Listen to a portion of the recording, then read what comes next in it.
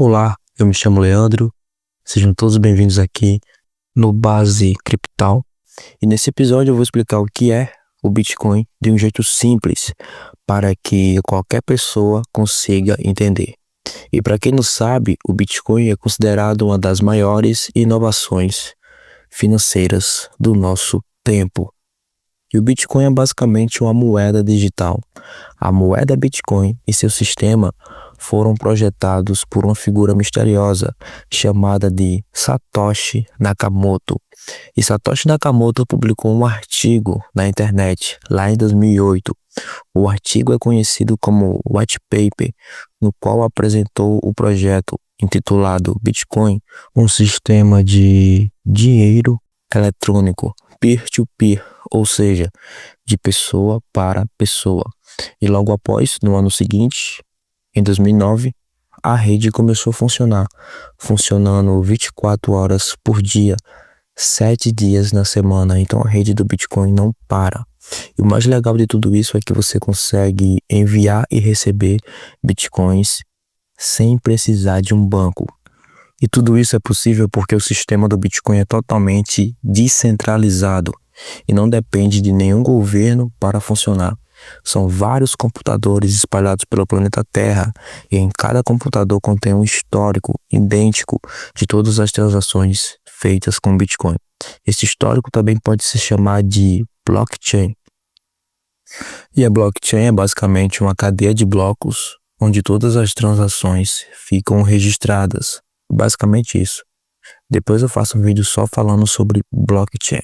Mas as transações são agrupadas em blocos, né? Ficam ali em blocos. Em cada bloco contém um nível diferente de transações, né? As transações ficam registradas naqueles blocos. Esses blocos são interligados uns aos outros, formando uma sequência, formando uma fila. E no caso do Bitcoin, um novo bloco é criado a cada 10 minutos, em média. Assim que a transação é confirmada e registrada, ela se torna permanente e totalmente transparente. Isso significa que qualquer pessoa pode ver essa transação, mas não é possível saber quem é o dono real da carteira. Isso acontece porque a transação é associada a um endereço de carteira, um código alfanumérico, e não é uma identidade pessoal, tá? Então, lembrando que qualquer pessoa pode ajudar a tornar a rede do Bitcoin mais descentralizada. A principal forma de fazer isso é rodando um nó completo, um full node, no seu computador. Para isso, você só vai precisar de um PC com uma quantidade suficiente de memória e armazenamento. E para começar, basta instalar um programa, pode ser o Bitcoin Core, e esse software conecta seu computador à rede global do Bitcoin, permitindo que ele se comunique com outros computadores que também estão rodando o mesmo programa. Assim que seu computador se torna um nó, um node, ele passa a desempenhar algumas funções essenciais, que é guardar o histórico de transações. O nó baixa e armazena uma cópia completa de todas as transações de Bitcoin já realizadas desde a primeira. O nó também verifica as regras, ele monitora todas as transações para garantir que sejam válidas, rejeitando qualquer tentativa de fraudes, como gastos de moedas que não existem. E por falar em moedas que não existem, o Bitcoin é totalmente diferente das moedas fiduciárias. As moedas fiduciárias são basicamente aí o euro, real, dólar. Essas moedas são controladas por governos e podem ser impressas infinitamente, sem nenhum lastro. São baseadas apenas na confiança de políticos. E quando o governo imprime mais moeda, isso gera inflação. Com mais moeda na economia e menos coisas para comprar, os preços das coisas, dos bens e produtos tendem a subir. Ou seja, a inflação diminui o seu poder de compra. E ao longo prazo, isso gera empobrecimento da população.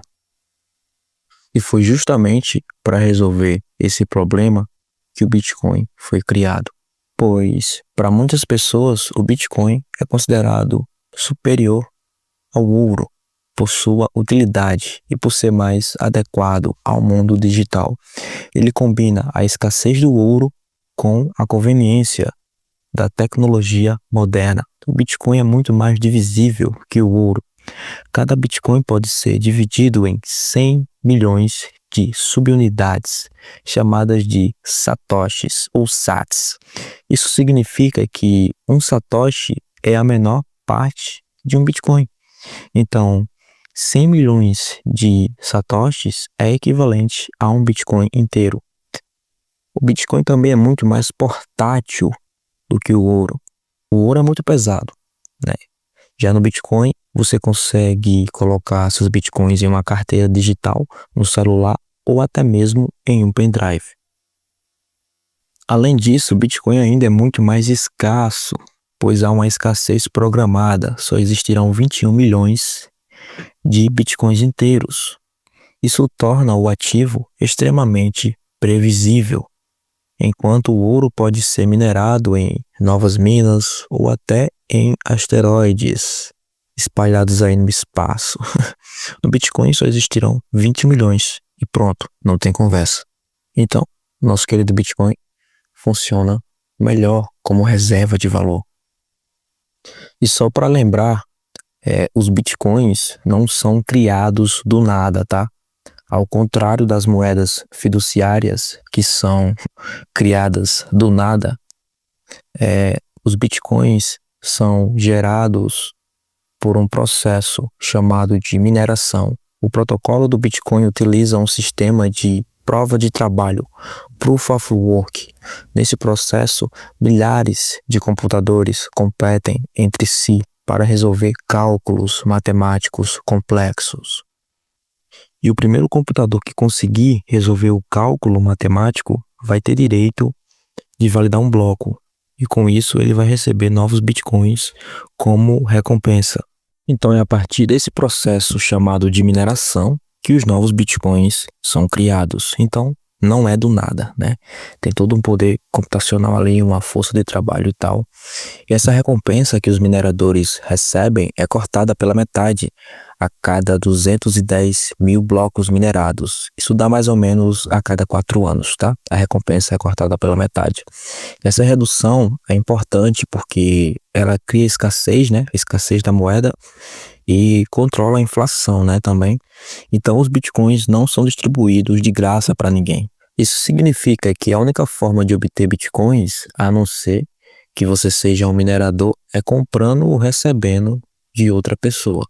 E todo Bitcoin que entra em circulação é resultado de um esforço computacional que é validado pelo sistema, garantindo que a moeda não seja gerada do nada.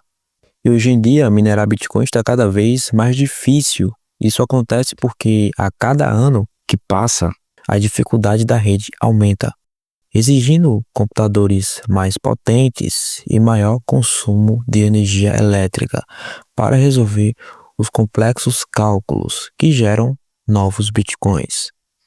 E uma forma de contornar isso é participar de uma mineração em pool, onde você reúne o seu poder computacional com outros computadores que também mineram Bitcoin. E assim as chances de encontrar novos blocos e receber recompensas podem aumentar, né? Tornando a mineração mais eficiente e previsível, mesmo com os altos custos de eletricidade. Então, Satoshi Nakamoto agiu como um verdadeiro gênio, né?